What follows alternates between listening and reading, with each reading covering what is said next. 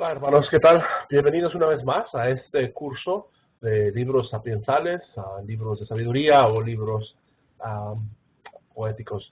Creo que es un gusto estar con ustedes. Es una oportunidad que tenemos de compartir lo que Dios quiere el día de hoy. Me gustaría hacer una pequeña oración, como siempre. Amadísimo Dios, Padre Todopoderoso, gracias por este día y las bendiciones que nos das continuamente. Gracias por cada uno de los que estamos aquí. Pedimos por sus vidas, sus sufrimientos, sus formas de sentir que tú estás con ellos, y gracias porque en realidad tú estás con nosotros. Gracias por los hermanos, por las hermanas, por nuestros amigos, nuestras amigas. Nos fortaleces grandemente al ser llamados tus hijos, y por eso te honramos, Señor. Queremos que vengas y nos llenes de sabiduría, que nos des entendimiento, que podamos ver que tú eres más allá de lo que hemos pensado que tú eres, porque eres poderoso, eres Rey de reyes, Señor de señores. Gracias, Padre, por todo entonces. Te glorificamos en el nombre de Jesucristo. Amén. Estamos hablando entonces acerca de los libros de sabiduría, estos libros que pues normalmente extienden más allá de los 5 libros que tenemos en el canon bíblico, pero nosotros estamos enfocándonos a estos 5 libros. Queremos empezar con el proceso de leer, de estudiar, de conocer un poquito el libro de Salmos, y como dijimos también al principio, no es algo que vamos a hacer en su totalidad.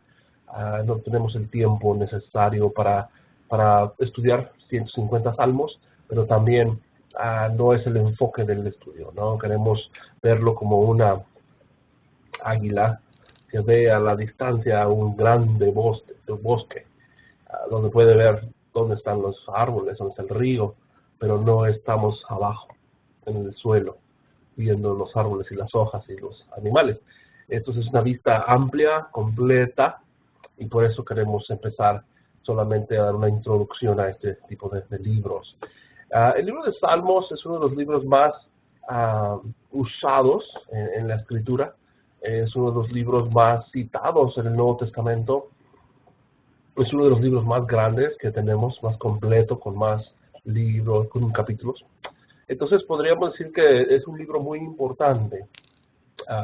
Inclusive cuando tenemos Biblias que queremos compartir con otras personas. El libro de Salmos es el libro más traducido a otros idiomas, es el que se encuentra muchas veces en libros como de Nuevos Testamentos. Cuando hacemos un Nuevo Testamento e imprimen los Salmos junto con ellos. Entonces el libro de Salmos va a ser un acompañante continuo a las personas que estamos buscando a Dios, ¿verdad? Lo fue para los hebreos en su época, lo fue para los judíos también en su época, y creo que en realidad es bueno comenzar con este principio, que si queremos ser personas sabias, si queremos ser personas que podamos aprender a vivir en medio de un mundo con problemas, preocupaciones, angustias, pero también momentos de alegría, de alabanza, de glorificación, pues tenemos que usar los salmos. Los salmos van a proveer un trasfondo, una forma de tomar palabras, imágenes. Y por eso queremos que tú escribas tu salmo. Y claro, sería excelente recolectar estos salmos y ponerlos en un solo documento, ¿no? Y es lo que he hecho yo anteriormente, cuando doy esta clase en persona, en vivo, poder tomar las personas que estemos allí, escribir un salmo y colocar todos nuestros salmos en una colección, ¿no? Unos salmos alternativos o algo así que podríamos leer y darnos cuenta que la persona está escribiendo según el contexto donde ellos viven. Y si tú vives en la costa, pues tu salmo va a hablar de mar y de olas y viento y gaviotas y peces. Pero si tú vives en una ciudad, vas a pensar más en cosas de ciudad, vas a hablar de lo que se ve en la gente, en la cara de la gente pobre, en el movimiento tal vez de tráfico, porque tu expresión espiritual va a ser esta. Ahora, los salmos tienen dentro de ellos esto. ellos van a hablar de lo que ellos conocen, ¿no? Ellos van a hablar de cosas como tal vez el rocío del mar, porque ellos estaban cerca del mar. Ellos van a hablar acerca de reyes y estas imágenes y metáforas, alegorías, en donde vamos a poder ver por qué están usando esos conceptos. Ahora, cuando tú y yo los leemos hoy en día, pues tenemos que ser sinceros que no es nuestro trasfondo, no es nuestra historia, y por eso tenemos que estudiar el trasfondo histórico, social, económico, inclusive para ver qué tipo de sostenido está usando esas palabras. El principio de la sabiduría es el temor al Señor. Quienes practican esto adquieren entendimiento y alaban al Señor toda su vida. Salmo 111:10. Entonces, lo que queremos ver es que cuando los salmos comienzan con un temor al Señor, nos quedamos como adonadados, como wow, como sorprendidos, como con la boca abierta, de que wow, tú eres el Señor.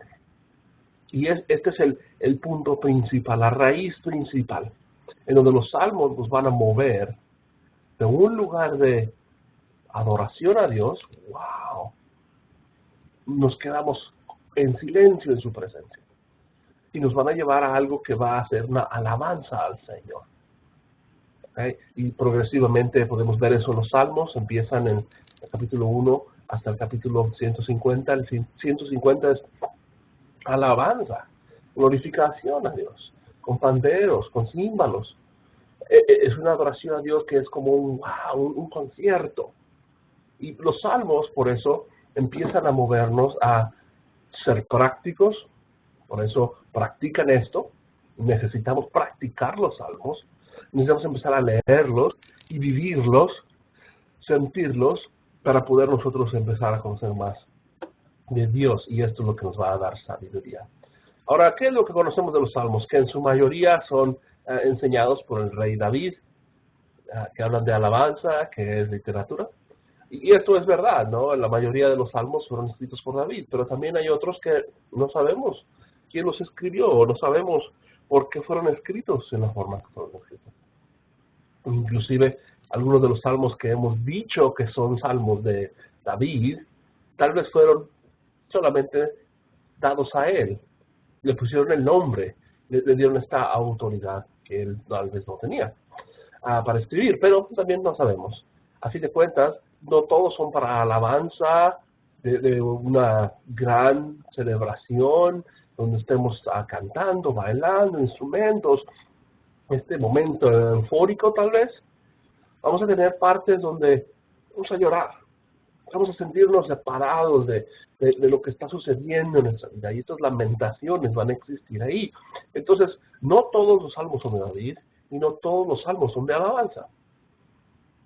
Dentro de esto es que los cantos y los himnos y todo lo que está incluido aquí, oraciones, van a ayudarnos a ver que Dios es más grande de lo que creemos nosotros. Los salmos deben de extender nuestra mente, deben de extender nuestro corazón para llevarnos a algo diferente en base a lo que vemos con Dios. Y David es lo que va a hacer y otras personas lo van a hacer también. Ahora, recordando que los salmos son literatura. Los salmos son algo que fue plasmado en una hoja de papel. Fue puesto en un pedazo de tinta con un pedazo de piel, una hoja de un árbol, un papiro. Esto lo que va a hacer es que empieza a tener que ser estudiado para poder entender qué es lo que ellos quisieron decir. Y tenemos que empezar a usar lo que dijimos al principio de la clase, nuestra imaginación. Tenemos que empezar a usar nuestra ideología. Tenemos que usar el trasfondo histórico y en base a eso encontrar el contenido de la verdad. ¿Qué es lo que podemos poner en práctica nosotros el día de hoy, verdad? Entonces los salmos va a ser algo increíble. Me gustaría que viéramos este salmo. A ver si podemos escucharlo.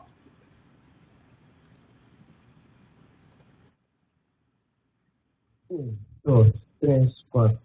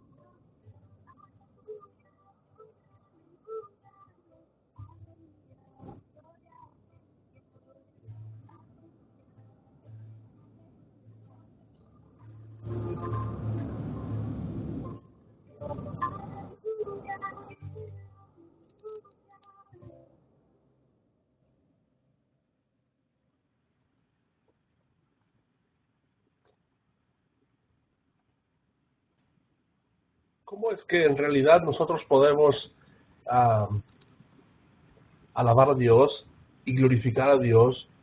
Es importante. La iglesia por eso se reúne en su totalidad. El pueblo de Israel por eso se reunía en el tabernáculo. Ahora los salmos van a incluir una extensión de tiempo que casi serían 900 años o más, en donde pues los salmos que fueron escritos al principio, muy diferentes que los del medio y al final, ¿no? Estamos hablando de, imaginen la expresión de alabanza que ha sucedido durante generaciones. Cuando alababan en un tabernáculo de tienda, de campaña, muy diferente, cuando alababan en un templo hecho de cemento y piedra, donde tenían trompetas de cuernos de animales, a tener trompetas de plata. Muy diferente. Y nosotros hoy en día, pues ahora más, inclusive tener una adoración diferente con lo que hoy tenemos en nuestras iglesias. Los salmos entonces nos van a llevar a ser sabios. El punto es poder nosotros a tener sabiduría. Cómo poder movernos en el mundo donde vivimos. Por eso es que libros de sabiduría son tan prácticos. Nos ayudan a entender no solamente de Dios, sino también de lo que estamos haciendo alrededor nuestro. Porque la Escritura dice que sed sabios, pues Él es sabio. Ahora Jesús habla que en los Salmos encontramos a Él. Está escrito acerca de mí en la ley de Moisés, que sería el Pentateuco, en los profetas y en los Salmos. Entonces Jesucristo va a tener que ser encontrado en los Salmos. Los libros de sabiduría nos están dando una manera de transmitir lo que nuestros padres hicieron a sus hijos. Ahora, este proceso de transferencia, de mover de una generación a otra generación a otra generación, lo que dijimos que Pablo le dijo a Timoteo, lo que me oíste decir a mí a unos hombres, se los dije a otros hombres, y estos a otros a hombres, y estos a otros hombres. Es lo que nos va a comprobar que la sabiduría que estamos diciendo y usando en realidad es algo buena, es algo de Dios, porque esta forma va enriqueciéndose. Es una forma escrita de transmitir de padres a hijos la enriquecida sabiduría que ya tenemos. Y vamos a tenerlos en estos libros, ¿no? De Job, de Salmos, de Proverbios, de Eclesiastés, de Cantares, ¿no? Vamos a ver una infinidad de sabiduría que podemos compartir. Y va a sobrepasar lo que estamos viviendo en esta época, en este momento. Ahora, junto a esta sabiduría popular estaba la educación y las reglas de conducta en el corte real, el arte del buen gobernar. No solamente la sabiduría era utilizada para llevarnos a Dios, nos llevaba para relacionarnos entre nosotros como familia, entre padres e hijos, pero también va a llevarnos a cómo poder ser educados, cómo poder llevar a tener una relación gobernal, donde el gobernante utilizaba esta sabiduría para poder ser un buen rey, para poder ser un buen líder de su comunidad.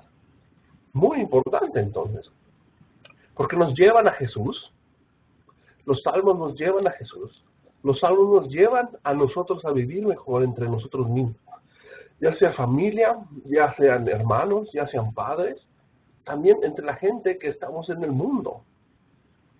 Y por eso es que debe de ser transmitida de una generación a otra generación. Algunos datos importantes que ya tal vez hemos hablado, pero es importante repasarlos, es que la clase de literatura especial del Medio Oriente fueron tomados de Egipto, Mesopotamia y Canaán. Eran formas de expresión de sabiduría que muchas veces pues fue en línea de ellos, era original de ellos, ¿no? Ellos utilizaban maneras de explicarse como las exhortaciones, a los miles, algunas de ellas como oraciones que podrían ellos invocar a sus dioses. Entonces el origen de la literatura fue la moralidad, la naturaleza y las relaciones con Dios en sus pactos, tanto con el prójimo y como con las personas que estén gobernándose. En una constitución social dando principio a la vida de piedad. Cuando nosotros podemos ver esto, entonces la literatura de sabiduría, la poesía, no solamente va a ser escrita con mucha precisión. Palabras importantes se van a utilizar para decir lo que se querían decir exactamente, no dejando duda de lo que se quería decir.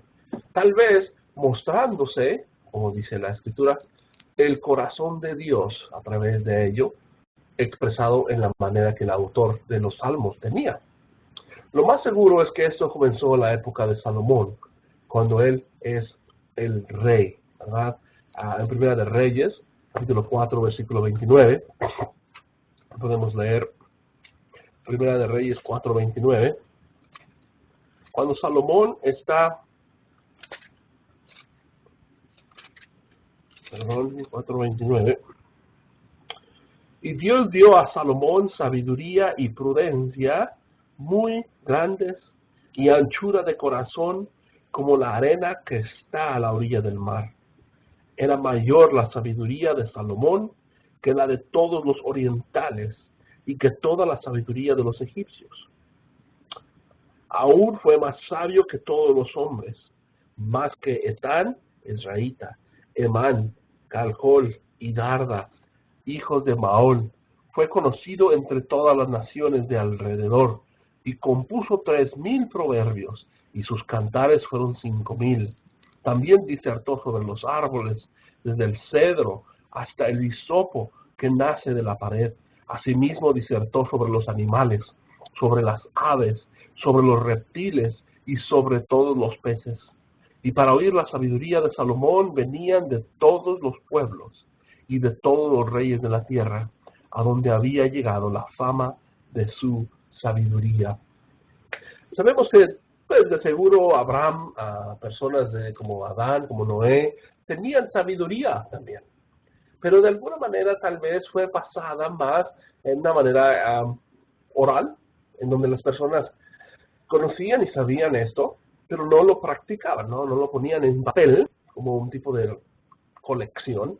Cuando llega el pueblo de Israel a establecerse más, a estar ya como un pueblo con una tierra, con un rey, con una capital, con un sistema religioso, con un templo, es cuando tal vez empiezan a ser escritos estos datos, esta información de sabiduría, ¿no? Salomón, pues, fue alguien increíblemente sabio, fue lo que él pedía a Dios, es lo que él quiso después cuando Dios lo llenó de este poder.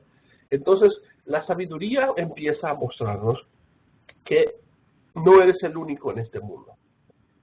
Tú estás relacionado no solamente al prójimo, sino a la creación misma, a la naturaleza, la relación con Dios y sus pactos también.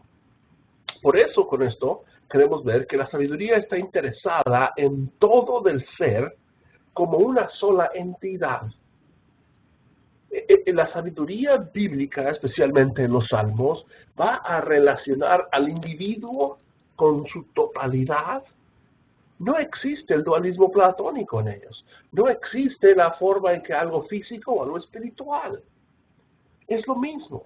Cuando tú te levantas y aplaudes a Dios con tu cuerpo físico, estás haciendo un acto espiritual también. Y esto va a mostrar que la sabiduría le interesa hablar y moldear al individuo en su totalidad. Desde lo que comemos, de lo que hablamos, de lo que hacemos con el prójimo, de cómo nos relacionamos con la naturaleza misma. Y por eso, inclusive en relaciones íntimas, como Cantar de los Cantares nos va a recordar, es que hay que ser sabio. Nuestros matrimonios serían muy diferentes si pensamos que estamos siendo sabios al tener una buena relación íntima entre esposo y esposa. Entonces la sabiduría está mostrando que pues tiene que ser dos tipos. Una tiene que ser una sabiduría práctica, pero también debe haber una sabiduría reflexiva, donde nosotros podemos estar meditando, reflexionando, recapacitando todo lo que hemos visto y hemos puesto a la práctica. Y podamos aprender de nuestros errores, de nuestras formas de escritura, y a veces lo entendemos, o a veces lo ponemos en la práctica equivocadamente. Ahora, estos, cualquiera, tanto sea práctico o sea reflexivo, van a ser morales. Nos van a llevar a tener una vida moral en el mundo donde estemos. Nos van a mover a considerar al prójimo. Y esto es lo que Jesús decía al centro de la ley. Amar al Señor tu Dios, donde están los pactos, donde está la relación con Dios, donde está tu adoración a Él, donde está tu presentación de ofrendas, de sacrificios, de todo lo que hacemos delante de Dios, pero también acerca de los demás de nosotros. Amar a tu prójimo como a ti mismo.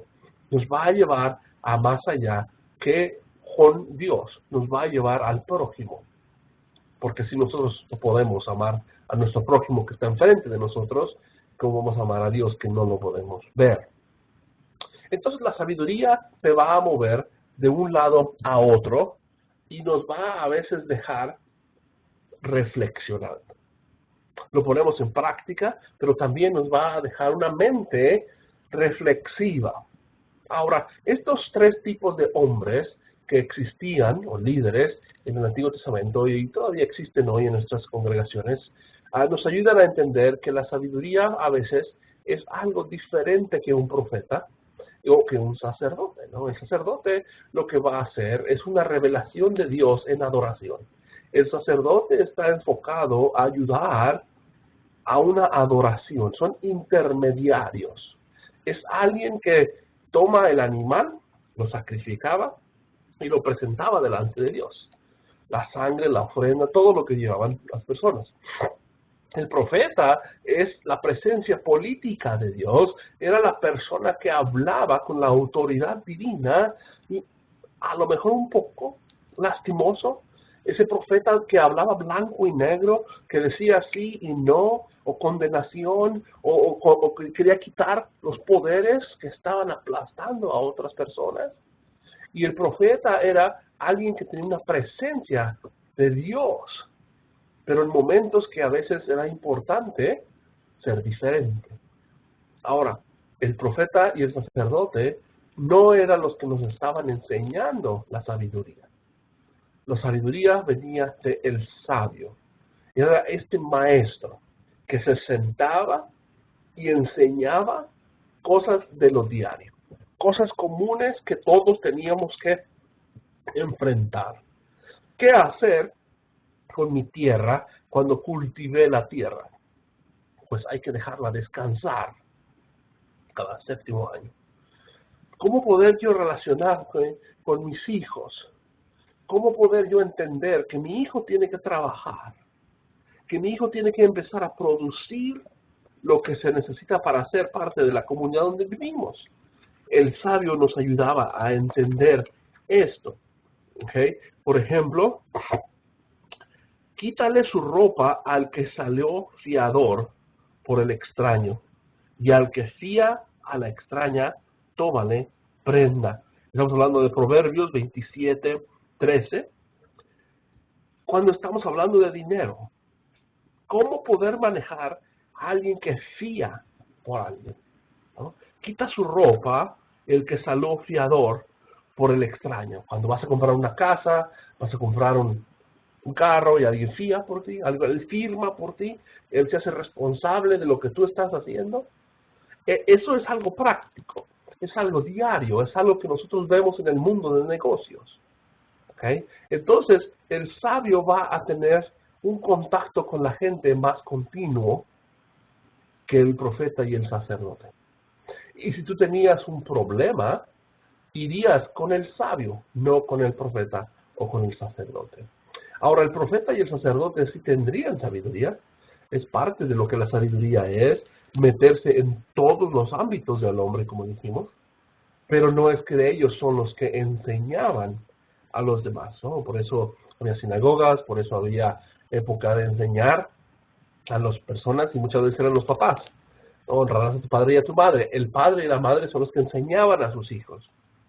Ahora, la sabiduría fue finalizada en el periodo post-exílico, después de que la destrucción del pueblo de Israel del norte, el pueblo del sur se va a Babilonia, y ellos van a tener un tiempo, 70 años exactamente, de vivir bajo un exilio. Cuando ellos salen de este exilio, es que esta sabiduría va a ser más finalizada. Ya no va a haber un cambio tanto en esta sabiduría. Lo tenemos ya escrito.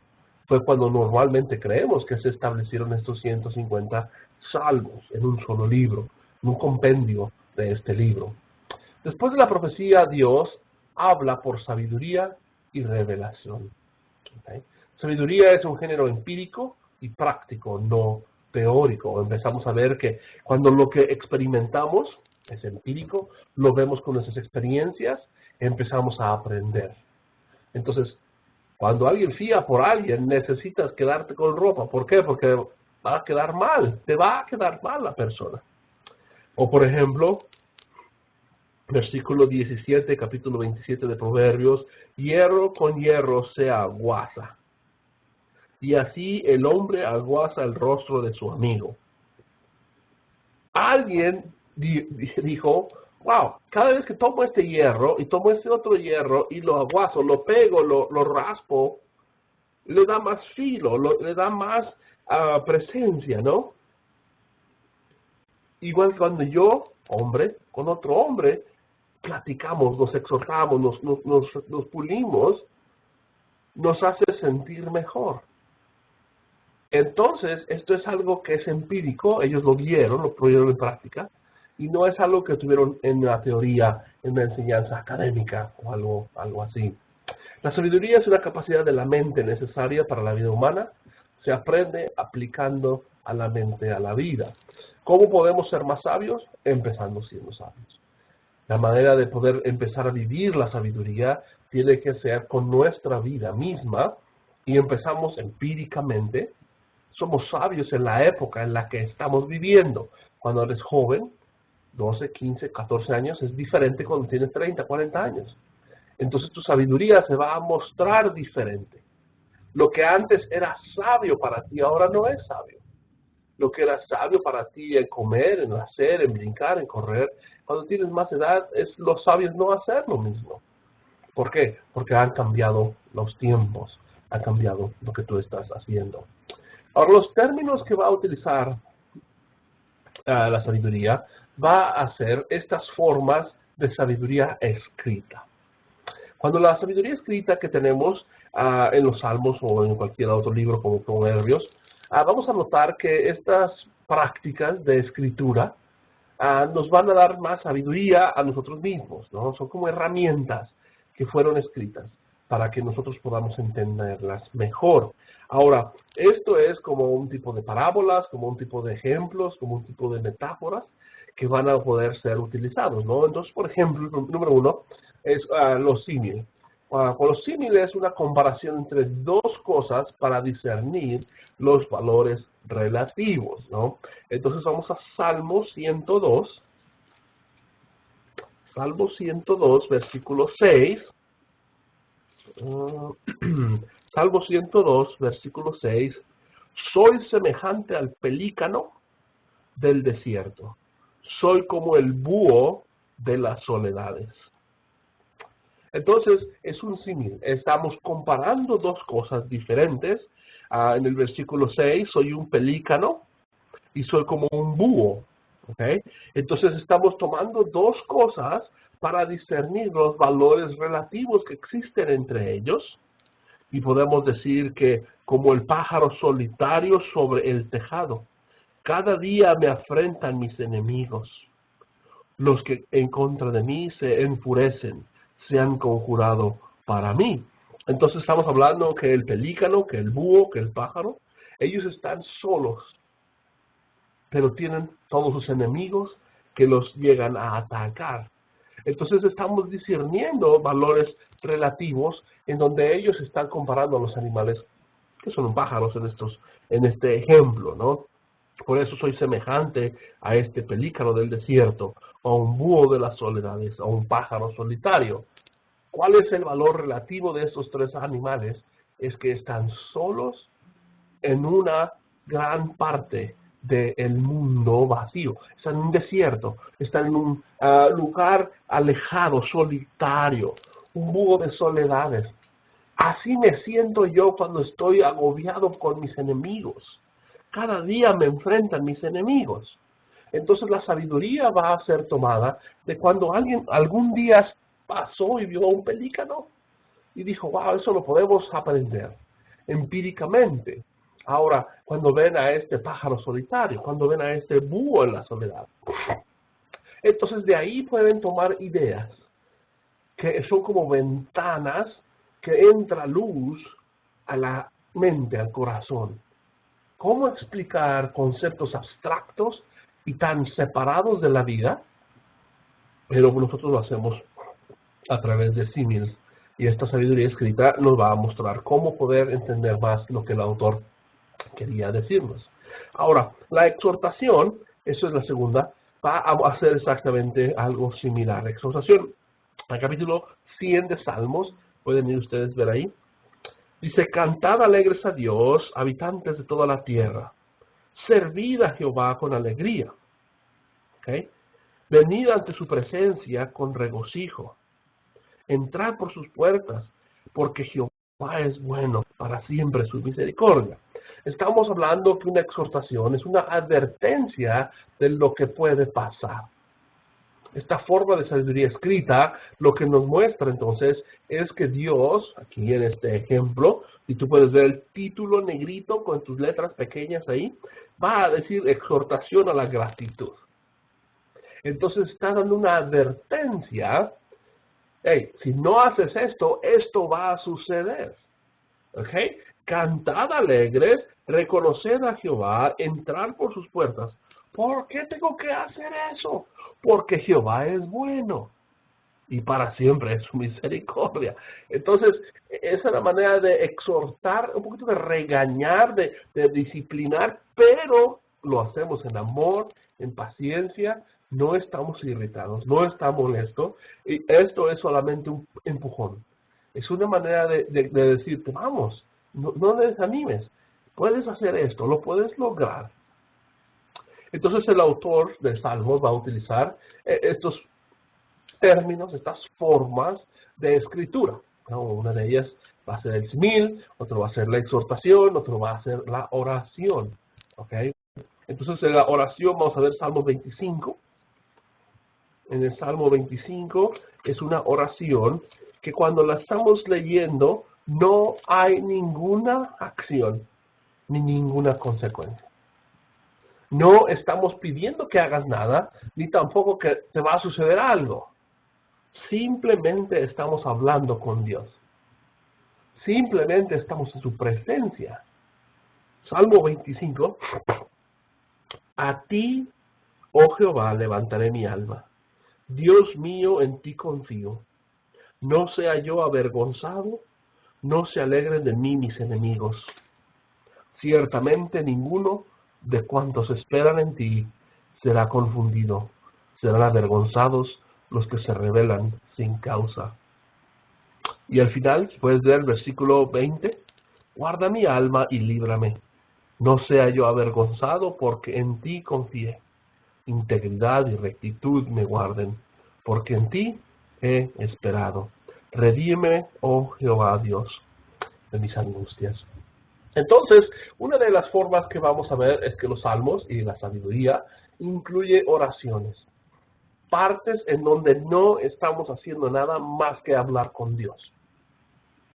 Estamos escuchando a Dios. ¿Qué es lo que yo hago? Abrir mi corazón, abrir mi mente y solamente decir, por favor, Dios, escucha. Pero no estamos pidiendo ninguna acción de mi parte, ni estamos hablando de consecuencias que puede existir en mi parte. Ahora, ¿cuáles son las formas de estos términos que a veces se utilizan? Pues el número uno es la metáfora, y las metáforas es algo que siempre se utiliza para explicar algo que pues se entiende más fuera de lo que es la vida abstracta, la parte segura con Dios, es algo de lo común, vamos a decir, se toma algo práctico de la vida cotidiana y se toma sus valores y se hace como un término real con lo imaginario. ¿Ok? Entonces une algo que queremos explicar. Por ejemplo, el amor. ¿Quién puede explicar el amor? Wow, el amor es como, y hablamos de un fuego que quema. Entonces, esto es una metáfora, ¿no? Y vamos a ver Salmos 51:7. Por ejemplo, Salmos 51:7. Purifícame con hisopo y seré limpio. Lávame y seré más blanco que la nieve. Entonces él está hablando que cuando estamos siendo limpiados con hisopo y vamos a ser lavado tan blanco como la nieve, estamos hablando de una pureza que existiría en el individuo y lo está haciendo un contraste con un término real. Cuando vemos la nieve, cuando vemos que cae esta blancura, no sé si conozcan la nieve, pero cuando nieva, wow, es increíble, todo está blanco, no te deja poner lentes oscuros, ¿no? Para no ver. Cuando tú, Dios, me limpias a mí, cuando Dios hace algo, y pues no es físico, por eso tiene que ser una metáfora, utilizando algo como un hisopo o algo como una nieve. ¿Okay? Entonces, esto es lo que va a utilizar como una forma el autor para mostrar sabiduría, porque son como herramientas que nos van a explicar otras partes, ¿no? Otro de ellos entonces es la imagen, y esto es más fácil de entender, porque una imagen es una representación visual, real o imaginaria, ¿no? Vamos a Salmos 3:3, donde vamos a usar ejemplos, como tal vez ahorita vimos, de hisopos, de nieve. Son simplemente imágenes, son fotos que podemos utilizar, ¿no? Yo tengo esta foto ahí de un pulpo que está tomando un barco. Es una imagen que nos ayuda a entender algo.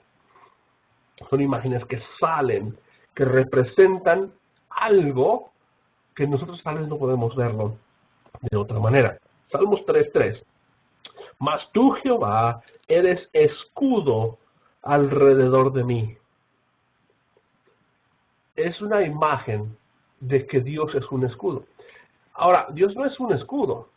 Literalmente, Dios no es un pedazo de metal formado para proteger a alguien, como si fuera algo que lanza una flecha o algo. Pero está utilizando la imagen de un escudo. Ahora tú y yo entendemos muy bien lo que es un escudo. Ahora se toma esa imagen y ahora lo compara con lo que Dios podría hacer. Y por eso podemos decir, Jehová eres escudo alrededor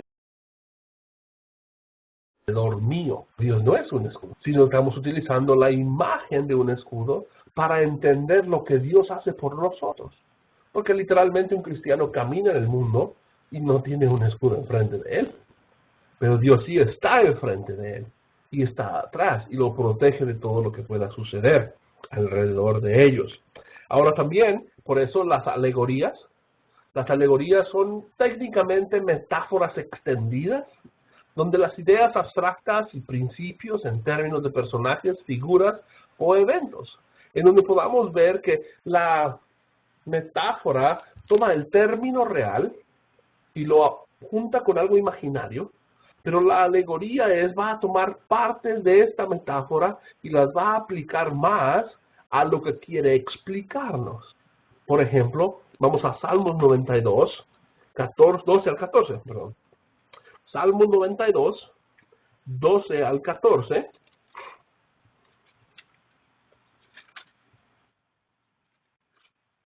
Salmos 92, 12 al 14. El justo florecerá como la palmera. Entonces nos está dando la metáfora. Como una palmera va a florecer. Crecerá como el cedro del Líbano. ¿Okay? Entonces está hablando ya aquí de un sil. Está hablando de este palmera, de este cedro, plantados en la casa de Jehová. Pero ahora está llevando la metáfora de ser un árbol. Y está hablando de ahora cuando son plantados en la casa de Jehová. en los atrios de nuestro Dios florecerán. Entonces, esta metáfora está llevada a algo más extenso, es una alegoría, y aún en la vejez fructificarán, estarán vigorosos y verdes, para anunciar que Jehová, mi fortaleza, es recto, y que en él no hay injusticia. Entonces el autor toma ideas, las compara, de ahí nos da una metáfora que se aplica y se extiende a una alegoría, en donde a lo largo de todo eso nos está ayudando a entender que si tú estás cerca de Dios y plantas, y absorbe la energía, todos los nutrientes de Dios, vas a poder producir frutos, vas a ser fructífero, vas a hacer algo que fructificarán hasta tu vejez, como un árbol gigante que tiene su tronco grande, sus raíces profundas. Y todo eso son imágenes, son formas de que el autor utiliza lo que sí estamos viendo en el mundo alrededor nuestro, en algo que es más de Dios, algo que es más de lo que Dios está pidiendo de nosotros. Creo que con esto podemos tal vez terminar aquí y podemos continuar en la siguiente clase. La Escritura tiene mucha sabiduría, la Escritura tiene mucho que explicarnos y por eso queremos nosotros ver que términos y formas, sabiduría en la forma que el autor quiere que seamos. ¿Para qué? Para alabar y glorificar a Dios, pero también muchas veces para quedarnos simplemente en su presencia, simplemente delante de Dios, delante de lo que Él no quiere ninguna acción, no quiere ninguna consecuencia, pero a veces sí hay advertencias, sí hay exhortaciones, y eso es lo que queremos nosotros estudiar. ¿Por qué? Porque queremos ser sabios, queremos ser personas que podamos usar el libro, podamos saber que los salmos nos van a ayudar a tener formas de elaborar nuestras palabras, de frecuenciar lo que Dios ya ha hecho en nosotros y nos hace partes de una historia.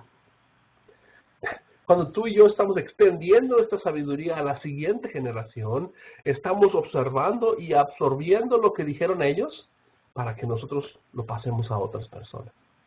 Y tal vez nosotros no podamos decirle que Dios es un escudo a alguien, pero podamos decirle, Dios es como un antivirus que protege tu laptop de tener virus.